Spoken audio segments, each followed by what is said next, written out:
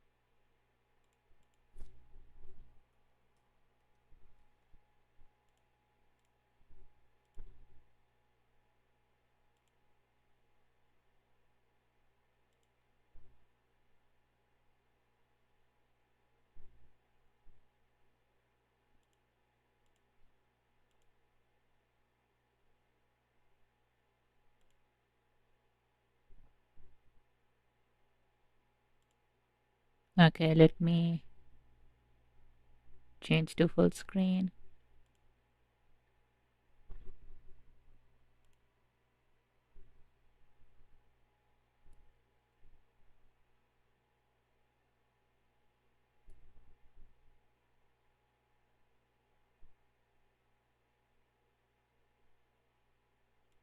And let me just test the chart.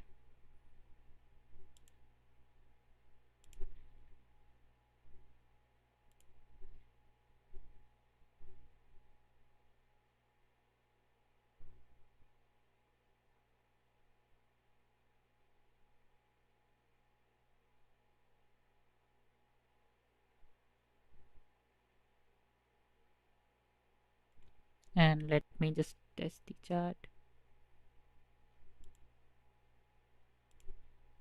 Okay. Uh, Oops. Wait.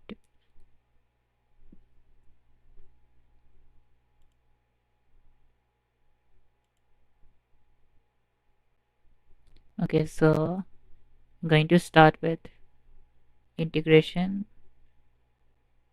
Okay, let's start with the introduction.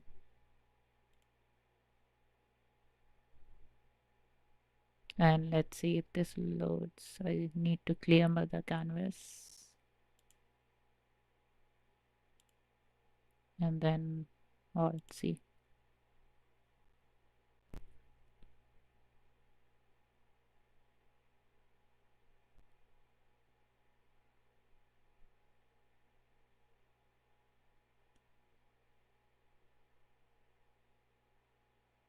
If it loads, that is. Okay, let's just start with next chapter. Approximating areas. Approximating. Approximating.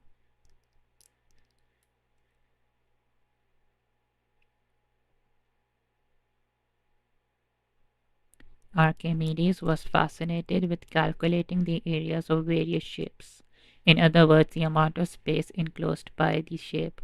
He used a process that has come to be known as the method of exhaustion, which used smaller and smaller shapes, the areas of which could be calculated exactly to fill an irregular region and thereby obtain closer and closer approximation to the total area. In this process, an area bounded by curves is filled with rectangles, triangles, and shaped with exact area formulas. These areas are then summed to approximate the area of the curved region. Okay, so the sigma notation, I think we are assuming most of you know this as well. So the Greek capital letter sigma is used to express long sums of values in a compact form. For example, if you want to add all integers from 1 to 20 without sigma notation, we have to write all this. We could probably skip writing a couple of terms and write like this, which is better but still cumbersome. With sigma notation, we write this sum as sigma 20 on top. I starts with a 1 and then I here. Okay. So some properties, if there's a constant inside the sigma notation, we can take the constant out.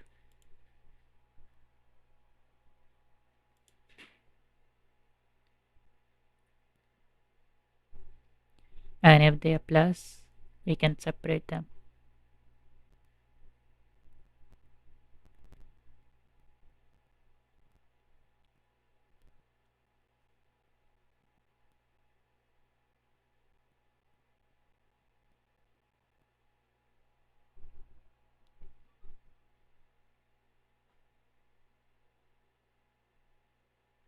Okay. Valuation using sigma notation. Find the sum of the values over the integers. 1, 2, 3 up till 10. Okay, so now the main part, approximating area. Now that we have the necessary notation, we return to the problem at hand, approximating the area under the curve. Let f of x be a continuous non-negative function defined on the closed interval ab. We want to approximate the area A bounded by f of x above, the x-axis below, and the line x is equal to A on the left. The line x is equal to B on the right. Okay, so I'm guessing what they're going to do is draw little triangles. Draw triangles of equal width, and then use that to approximate the area. How do we approximate the area under the curve? The approach is a geometric one. By dividing a region into many small shapes that have known area formulas, we can sum these areas and obtain a reasonable estimate of the total area. We begin by dividing the interval AB into n subintervals of equal width. Okay, that's exactly what they're doing. So they're making triangles. So they're dividing AB to n equal width. Can I draw? Okay, maybe upstream I'll try to find an extension. You donate the width of each subinterval with the notation delta x. Okay, so guess what they're doing is they're taking this. That looks horrible.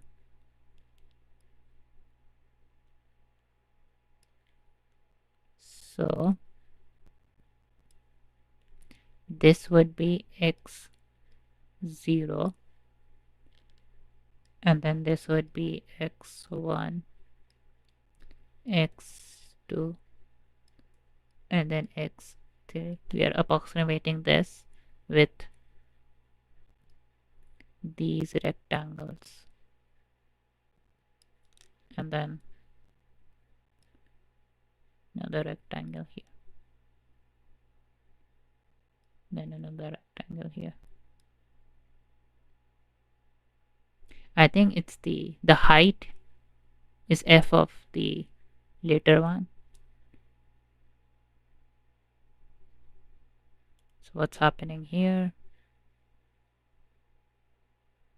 Okay, so the height, so xi is equal to, so the space between them is delta x, and then oh yeah, and this is A and B are the starting position, right?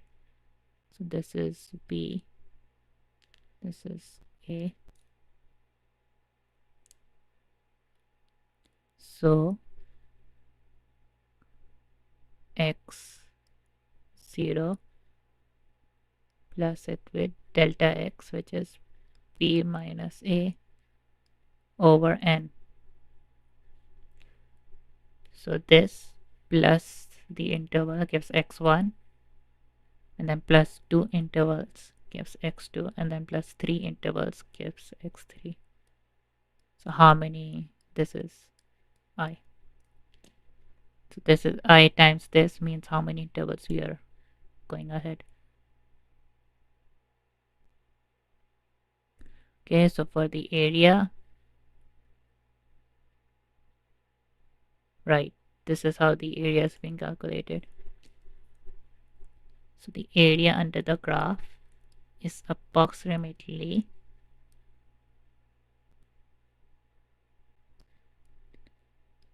f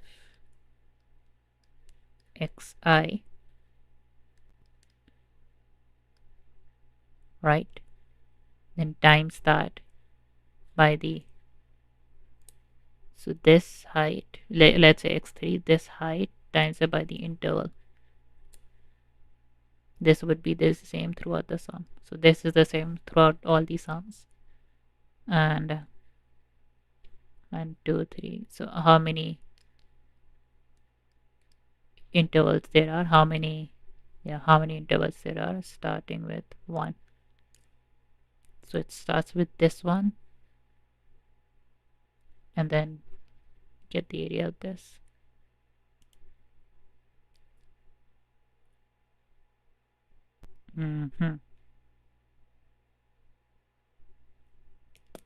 So this is the right endpoint approximation. Left endpoint. Okay. So right endpoint. Hold on. So right endpoint, we take this height. To get the area of the first part, we take the height of x1 multiplied by the interval. And left endpoint, we take the left endpoint as the height of the rectangle. So this is the area using the right endpoint, and then area using the left endpoint would be n, but this time it's starting with 0.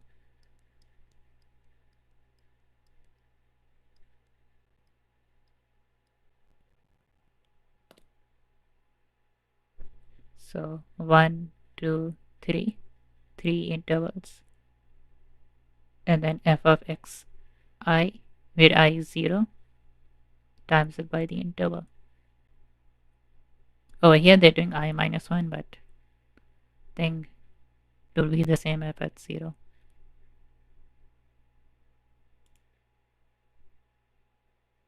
No, wait. It's n. 1, 2, 3.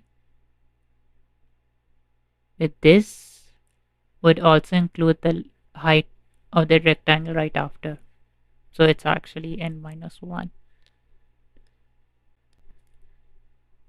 So I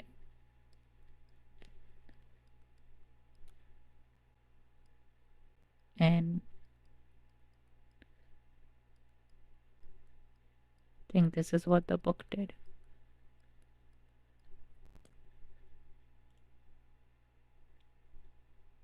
Is there a midpoint also?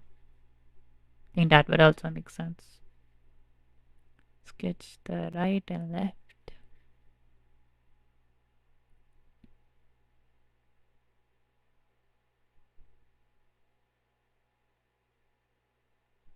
Wait, hold on. No.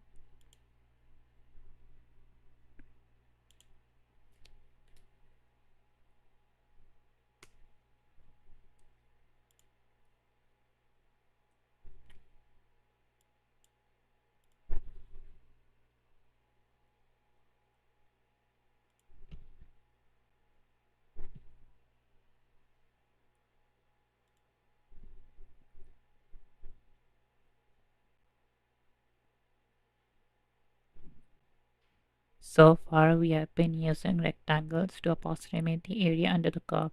The heights of these rectangles have been determined by evaluating the function at either the right or left endpoint of the subinterval xi minus 1 to xi. In reality, there is no reason to restrict evaluation of the function to one of these two endpoints only. We could evaluate the function at any point xi star in the subinterval xi minus 1 xi,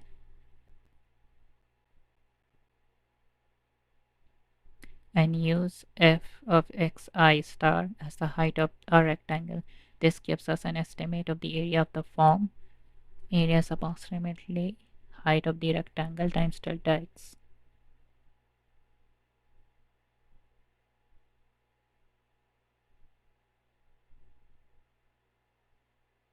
Okay, I see. So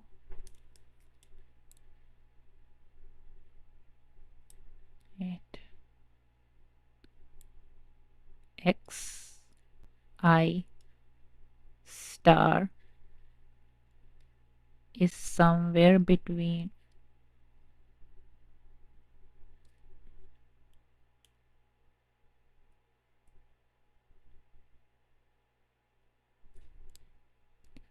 x I star is somewhere between the previous xi and the current one. So x0 star would be here, x1 star would be somewhere here, x2 star would be somewhere here.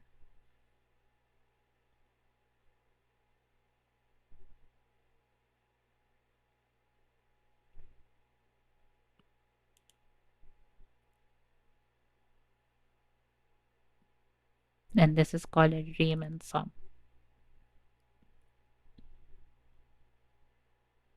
So the area under the curve y is equal to f of x on AB is given by limit n to infinity. Okay.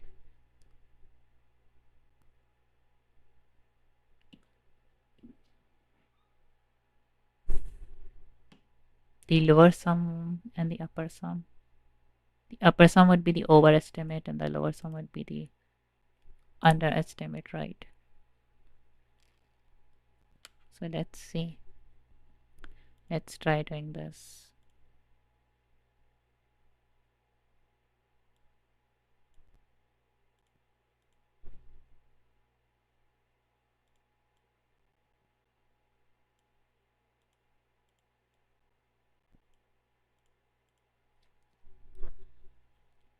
So, oops. So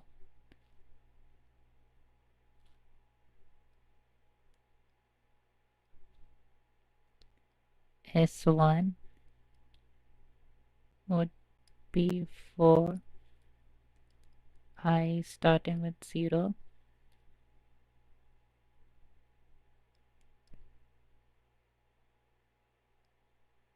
Actually,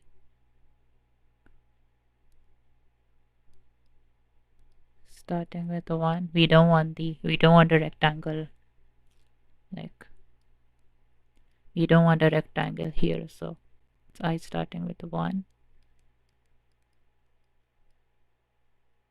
or a rectangle here.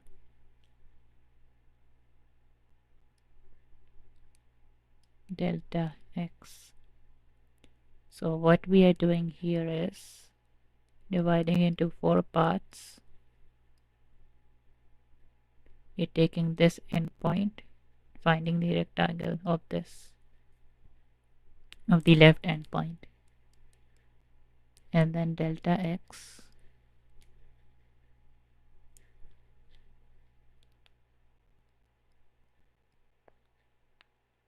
f2 minus f1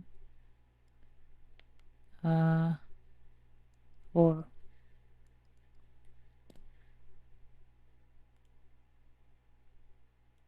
So let's do this.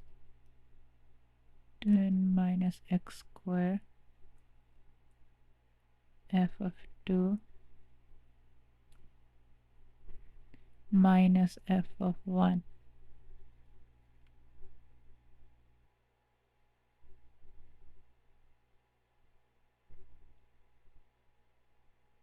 No, oopsie. That's what I mean.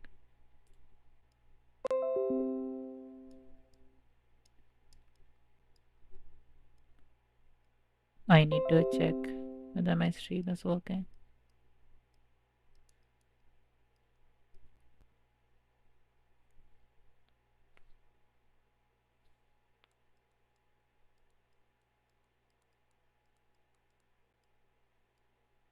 Then times all this by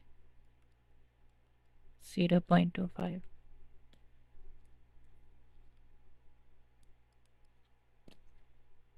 Wait, hold on.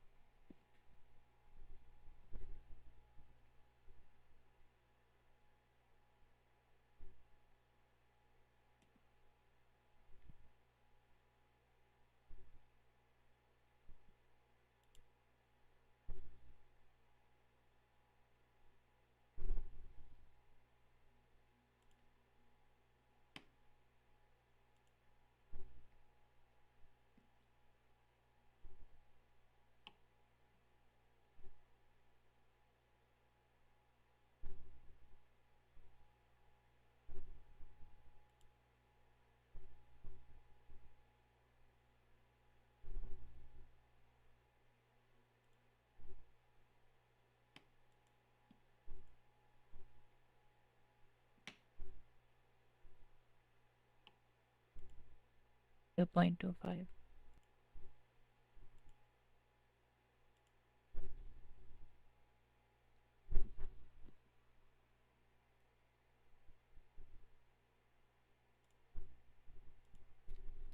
Right, let's try this.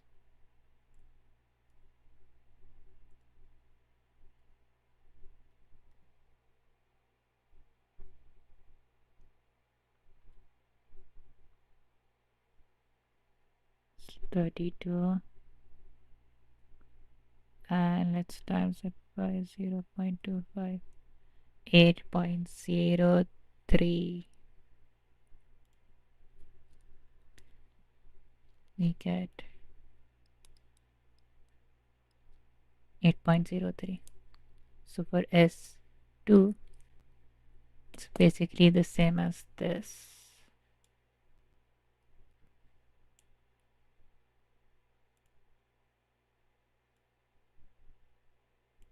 But it shifted, right?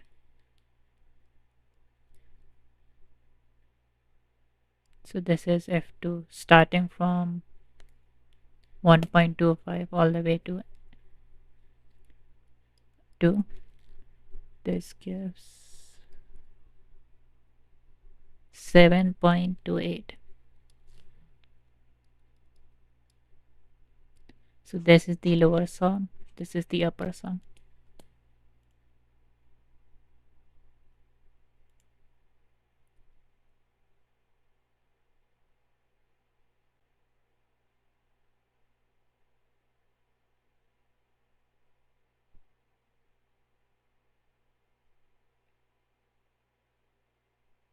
Oh, it only says find a lower sum.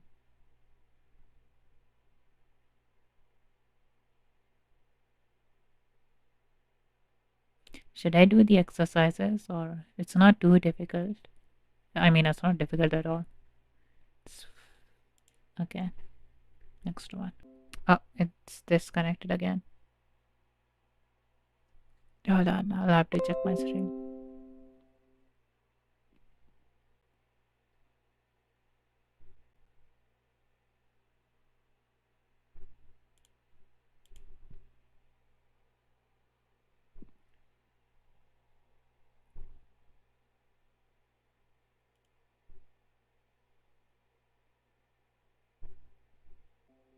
It disconnected again.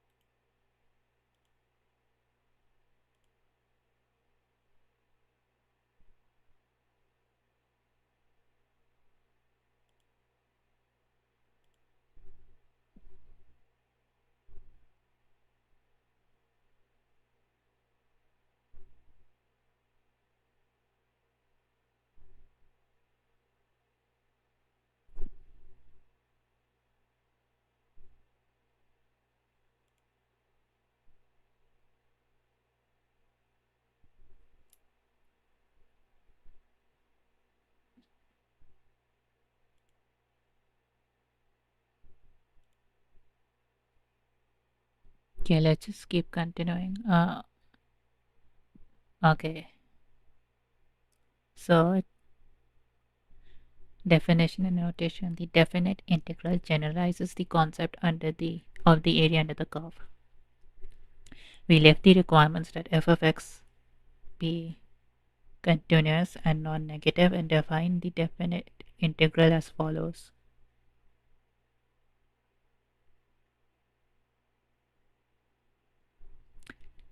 If a function defined on an interval a to b, the definite integral of f from a to b is given by this. So the definite integral a to b is like basically infinite triangles adding up, provided the limit exists. If this limit exists, the function f of x is said to be integrable on a to b or is an integrable function. The integral symbol in the previous definition should look familiar. We have seen a similar notation in the chapter of application of derivatives, where we use the indefinite integral symbol.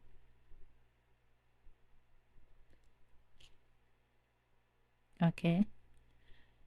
Integral notation goes back to the late 17th century and is one of the contributions of Gottfried Wilhelm Leibniz, who was often considered to be the co-discoverer of calculus. Along with Isaac Newton, the integration symbol is an elongated S, suggesting sigma or summation. On a definite integral above and below the summation symbol are the boundaries of the interval a to b.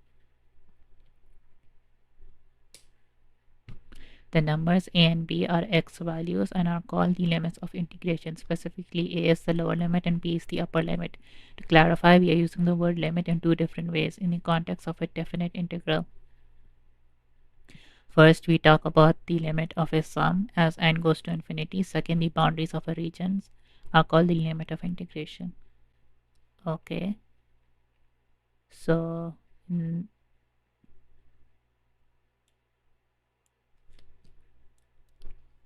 if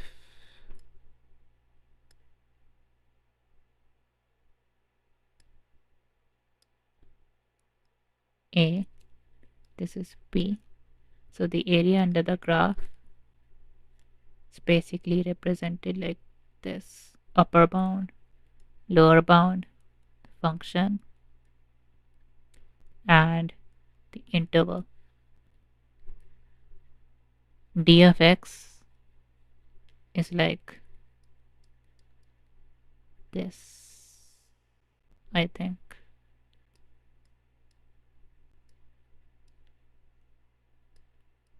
I think it's this.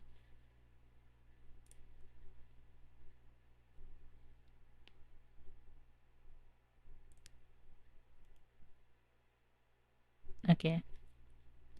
We call the function f of x the integrand, and d of x indicate the that f of x is a function with respect to x called the variable of integration.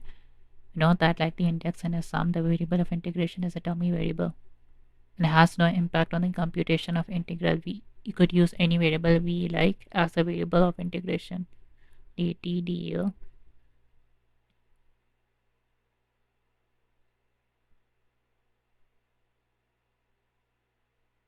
Continuous functions are integrable.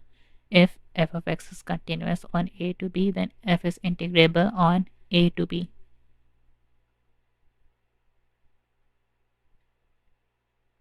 Functions that are not continuous may still be integrable depending on the nature of the discontinuities. For example, functions continuous on a closed interval apart from the finite number of jump discontinuities are integrable.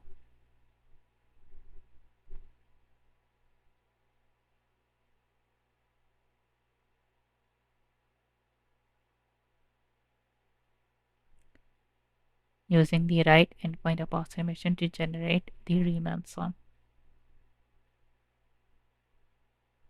Use the area of a circle to evaluate this. Okay, wait. For that example, let me see.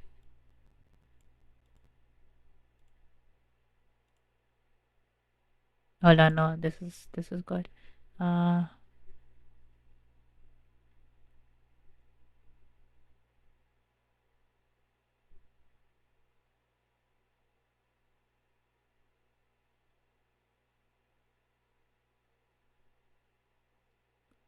so it's between 6 and 3, right?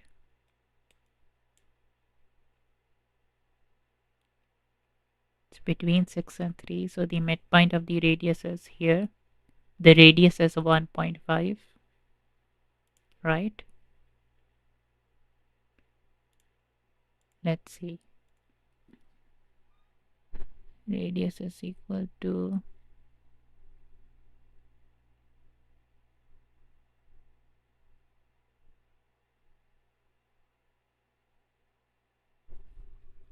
y squared plus x squared. Whoops. X squared. Yeah. And then this is minus 3. And then this is 1.5.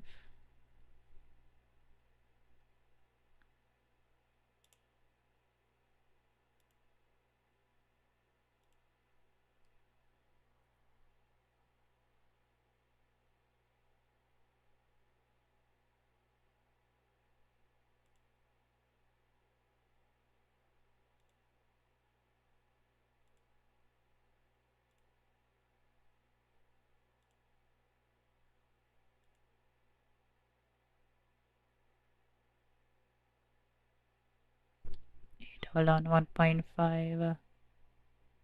More like 3 squared.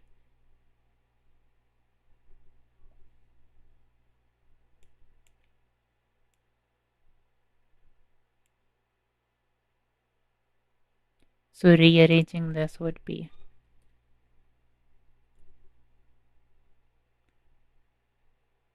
f of x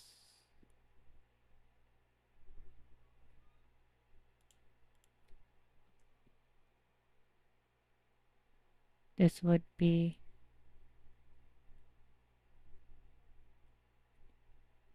minus 3 squared, which is 9 to the power of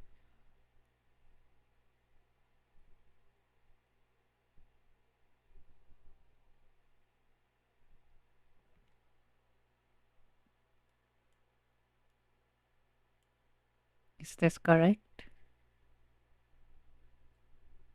And then they're asking us to find between 3 and 6. So it's basically pi r squared, 1/4 of pi r squared. And then r is 3. Is that right?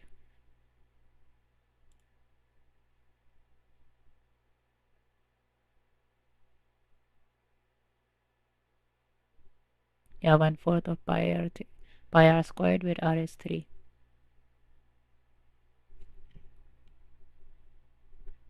So areas above the areas above the x-axis are positive, areas below the x-axis are negative. So we need to do a1 minus a. Can't we just do modulus?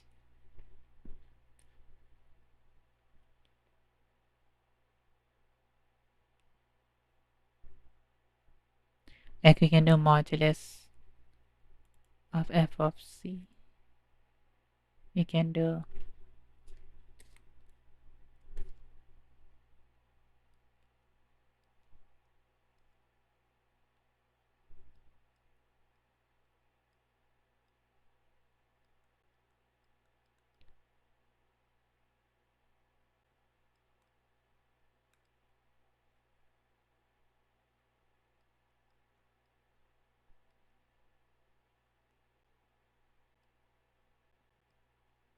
and I is 1 ci.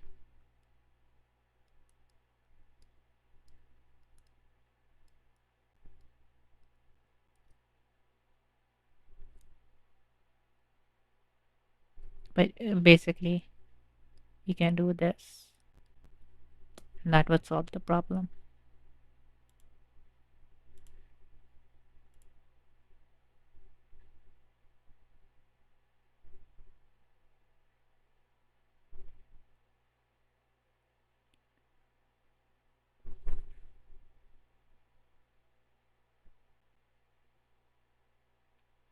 Okay, so total area.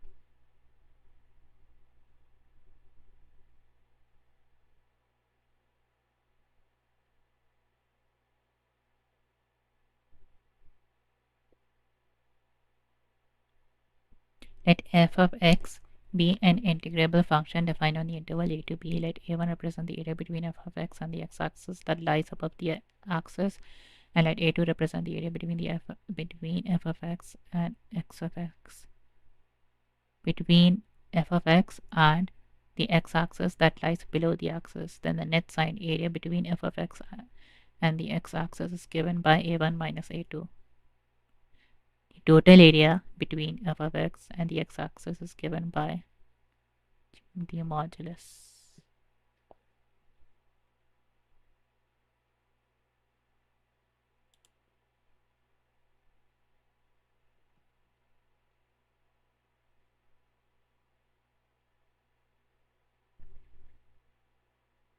So properties.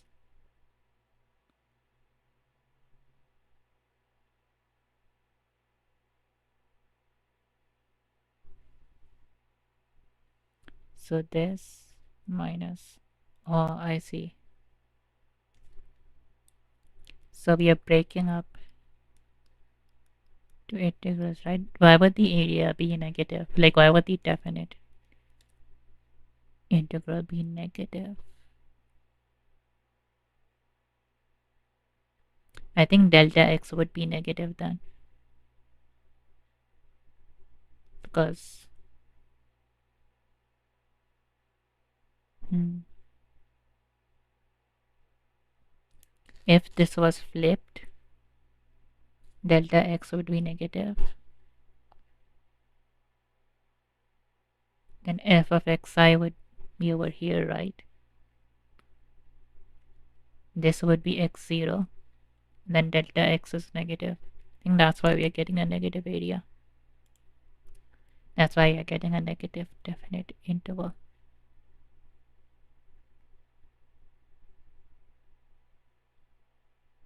So we can split them.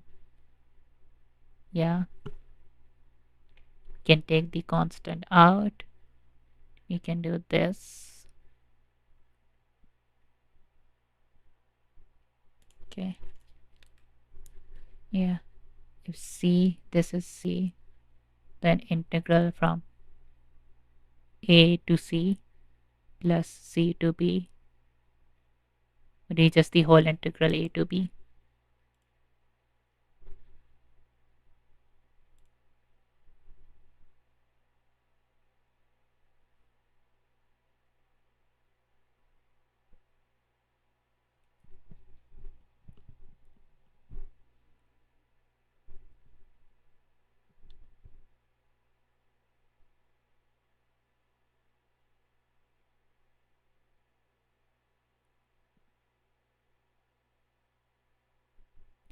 Comparison theorem, if f of x is more than 0 for a to b, then this would be more than 0.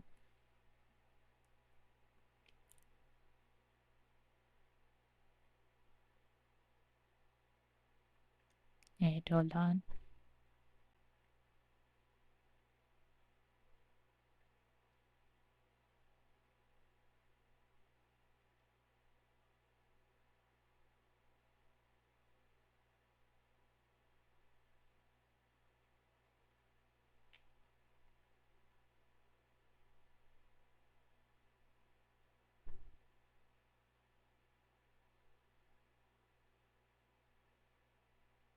Oh no, wait, I'm wrong about this.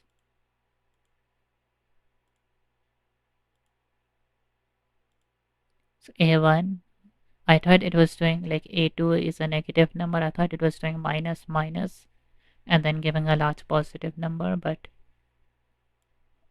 reading it again, net signed area would be like positive number and then negative number.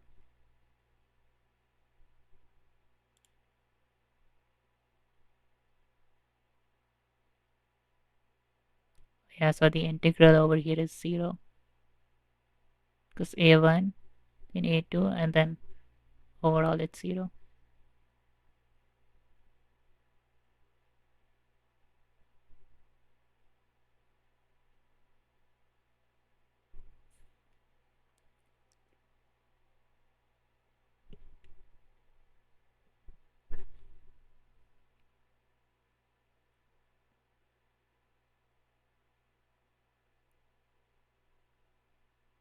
The average value of a function.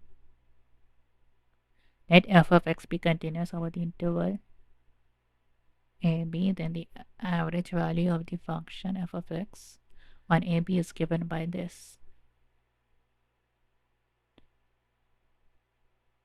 Oh, I see.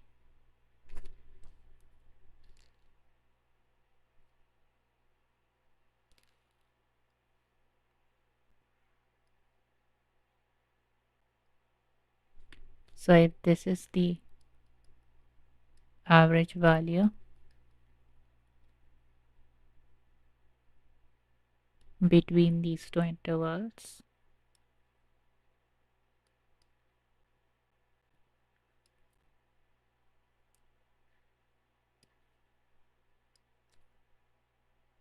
the area of f average b minus a, the area covered by this should be the same as the area covered, like, should be the same as this.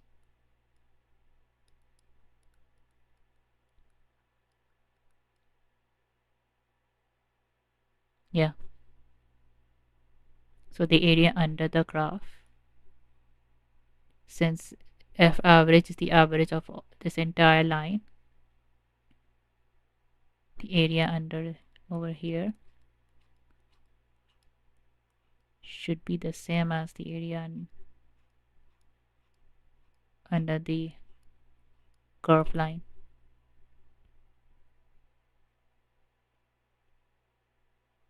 I think it's easier to imagine this. It's easier to imagine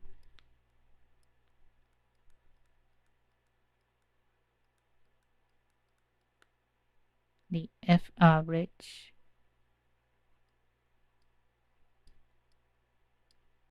times it by b minus a.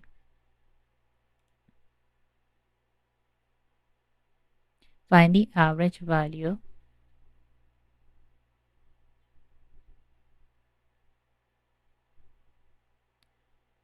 of f of x, x plus 1 over the interval 0 to 5.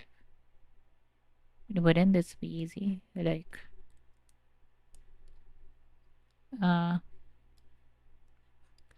this is f of x, this is f of x plus 1. We are finding 0 to 5.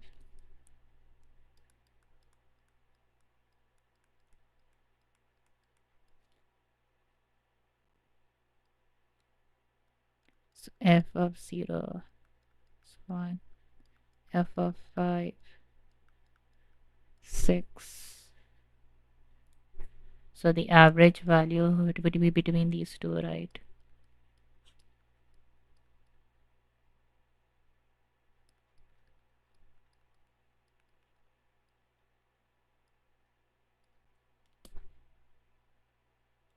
We don't need integral for this. Okay, nice. I don't think I should do the questions.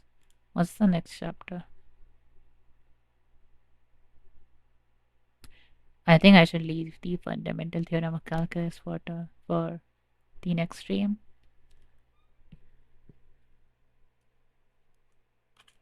Okay, I'm gonna end the stream here then.